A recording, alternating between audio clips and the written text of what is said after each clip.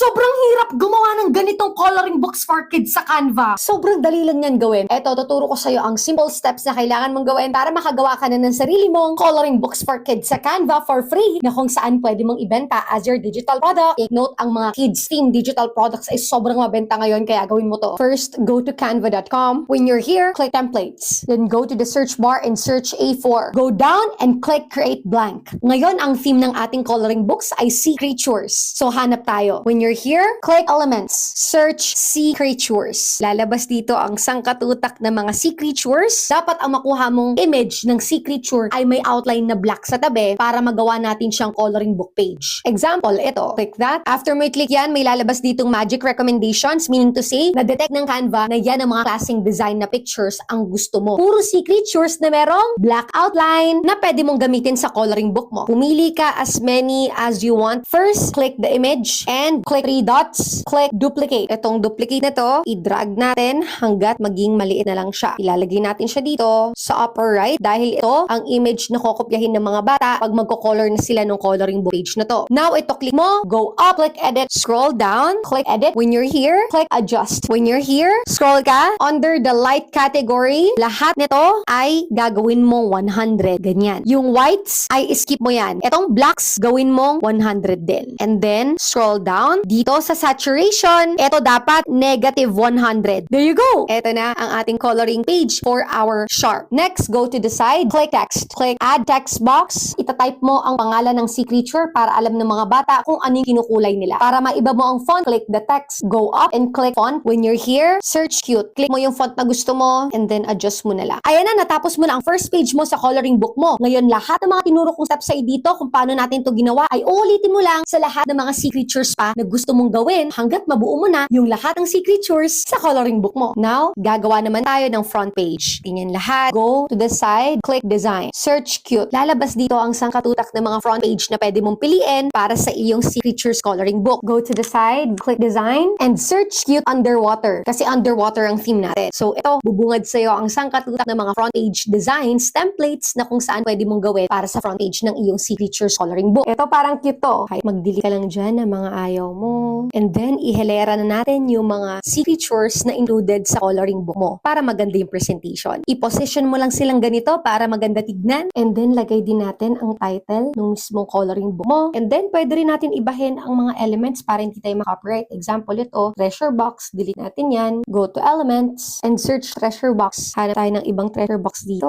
Like, adjust lang natin. Ayan! Kunwari tapos ka na sa coloring book mo, ito nang gagawin natin. We're gonna then click share to export. Click download. File type PDF standard. Click download. Ganun lang gumawa ng coloring books for kids sa Canva. Pero kung nalilito ka pa rin kung paano ba ibenta ang mga ganitong Canva digital products, ako na magtuturo sa'yo. Message mo ko dito sa IG ko. Lahat ng katanungan mo, ako nang sasagot niyan para makapagsimula ka na. See you on my IG. Bye!